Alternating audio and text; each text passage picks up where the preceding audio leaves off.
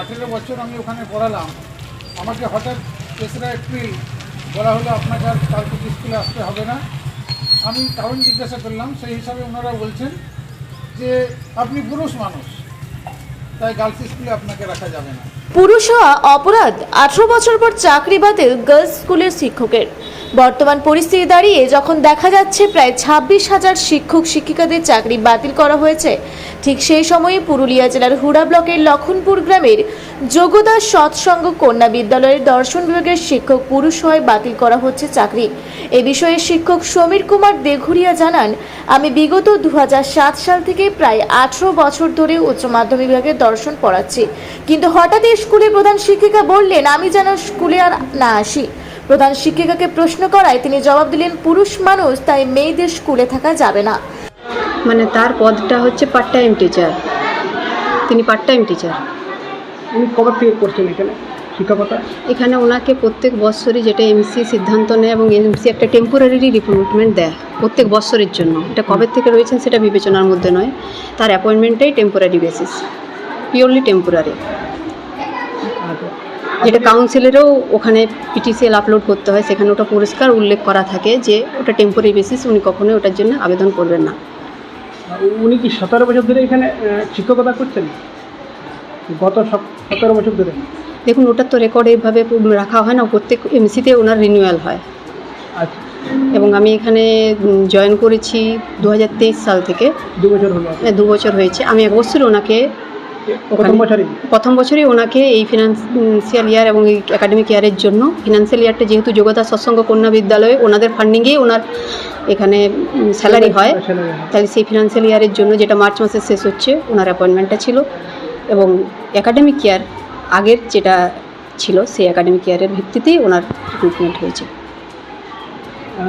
যদিও সোসাইটির সিদ্ধান্ত, আপনি তো ইমপ্লিমেন্ট করবেন যেহেতু এইচএম, তো এই 17 বছর পর এরকম একটা সিদ্ধান্ত, মানে এটা এফেক্ট করবে না?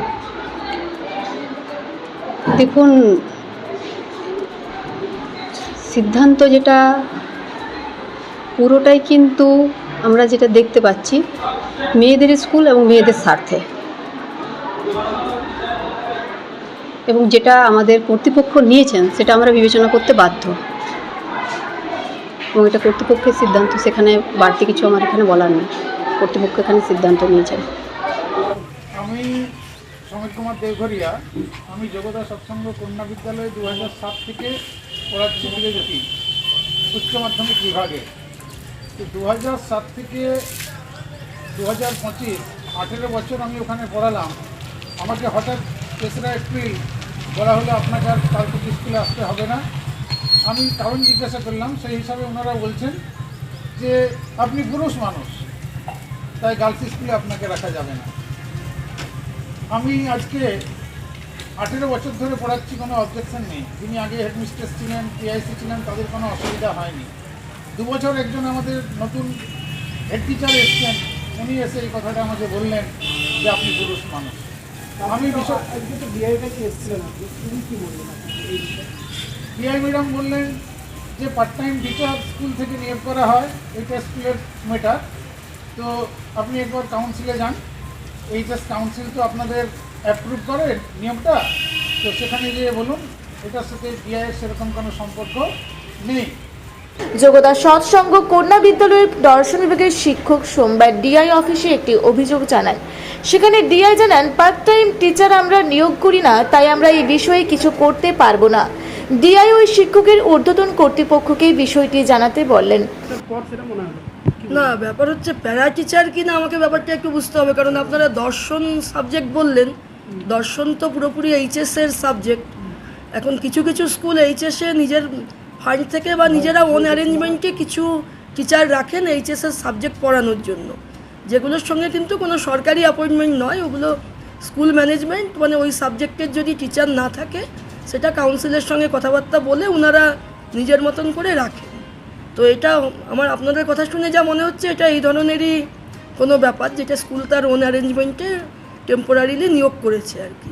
আর তবে আমি একটাই বলতে পারি, গার্লস স্কুলের ক্ষেত্রে আমাদের কিন্তু যেটা সরকারি নিয়ম, টিচিং পোস্ট কিন্তু গার্লস স্কুলের ক্ষেত্রে পুরোপুরি ফিমেলই হতে হবে, সেখানে কিন্তু মেল অবলিক ফিমেল এই জায়গাটা নেই। গার্লস স্কুলের ক্ষেত্রে female teacher, non teaching male হতে পারেন, ক্লার্ক বা পিওন বা ল্যাব অ্যাটেন্ডেন্ট, এরা মেল স্টাফ হতে পারেন, কিন্তু টিচিং স্টাফ কিন্তু যেটা আমাদের গভর্নমেন্ট নিয়ম সেই অনুযায়ী কিন্তু টিচিং স্টাফ মানে ফিমেলই হবেন। দীর্ঘ 7 বছর ধরে উনি ওখানে পড়াচ্ছেন, এতদিন মনে হলো না সাবস্টিটিউট তো কোনো টিচার আসেননি, মহিলা টিচার, সেক্ষেত্রে এটা কি? না, এখন এগুলো তো স্কুলের পুরোপুরি নিজস্ব ব্যাপার, এই সংক্রান্ত আমাদের কাছে কোনো তথ্য বা এনাদের যে নিয়োগের যে ডকুমেন্ট ডিআই অফিসে জমা থাকে এরকম কোনো ব্যাপার নয়। ওগুলো কিন্তু স্কুল নিজেদেরই লোকালি অ্যাভেলেবিলিটি অনুসারে স্কুল ম্যানেজিং কমিটি ডিসিশন নেয় এবং তাদেরই সিদ্ধান্ত যেটা নেয় তাদেরই চূড়ান্ত সিদ্ধান্ত, মানে এর সঙ্গে কিন্তু ডিআই অফিসের কোনো পুরুষ টিচার রাখা যাবে না, এটা মানে এটা পার্মানেন্ট টিচারের ক্ষেত্রে আমাদের এই নিয়মেই, আমরা যখন কোনো ভ্যাকেন্সি পাঠাই এসএসসিতে আমরা কিন্তু গার্লস স্কুলের ক্ষেত্রে স্পেসিফিক্যালি মেনশন করে দিই ফিমেল বলে, মানে ক্যাটেগরিতে মেল অবলিক ফিমেল দুটো থাকে। আমরা কিন্তু বয়েজ স্কুলের ক্ষেত্রে মেল অবলিক ফিমেল মেনশন করি, কিন্তু গার্লসের ক্ষেত্রে কিন্তু ফিমেলই আমাদের মেনশন করতে হয়।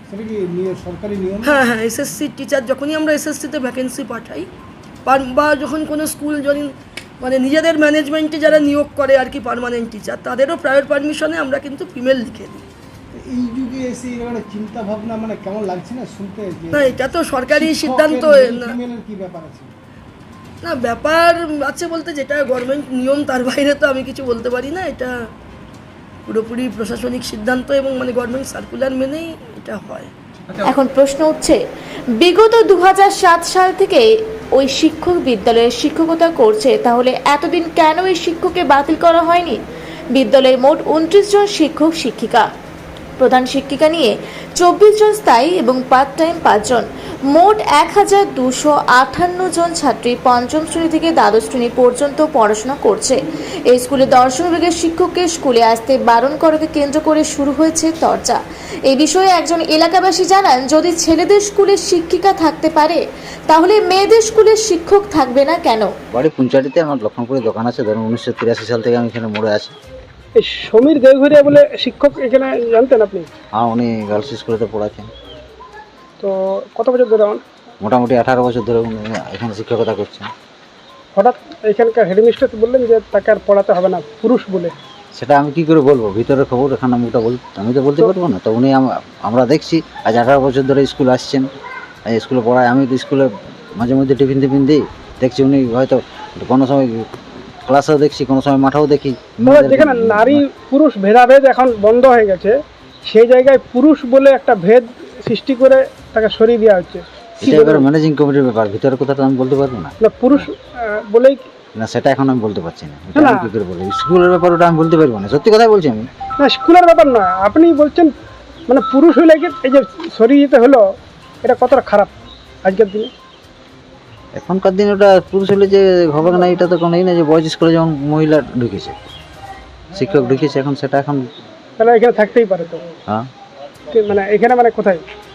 গার্লস স্কুলে কি থাকতে পারে? পুরুষ টিচার থাকতেও পারে। এখন যেহেতু এখন আমাদের বয়েজটা সোসাইটির স্কুল, ওখানেও 2 জন এখন মহিলা শিক্ষিকা এসেছেন। আপনার নাম? হুড়া থেকে জয়শ্রীদের রিপোর্ট, রূপসী বাংলা মিডিয়া।